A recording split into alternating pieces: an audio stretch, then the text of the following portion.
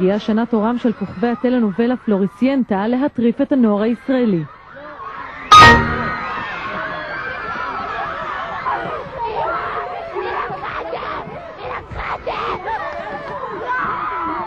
אני מתה, אני לא יכולה, הם כאלה מדהימים, אני לא יכולה איתם. אני נגעתי ביסבל כפרה, אני נגעתי בקהל ככה.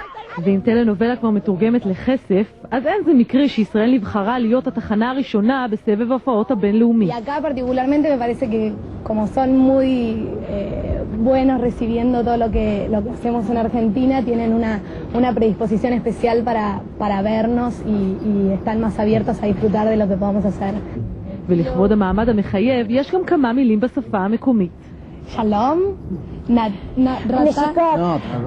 תודה רבה, יופי. עבודה לא קלה צפויה לחבורה הצעירה הזאת. 15 הופעות בשבוע, 3 הופעות ביום, מופע עם עלילה, שירים והרבה אפקטים מבטיחים המפיקים, והיום הם גם מספרים בגאווה שכבר 60,000 כרטיסים נמכרו. אבל אם נודע על האמת, זה לא ממש משנה מה יאמרו השחקנים ואילו אפקטים יהיו במופע. ההרצה היא בדרך כלל עיוורת, וממילא ההורים משלמים. אני לא יכולה לנשום. אני נזכרתי. אני מתה, פלור. לא לפתור כדאי חודש.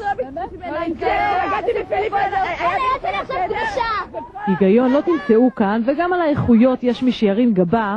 מה שבטוח, יש כאן הרבה מאוד כסף שמתגלגל, ומשהו אחד טוב לפחות. הנוער הישראלי שולט היום בשפה הספרדית.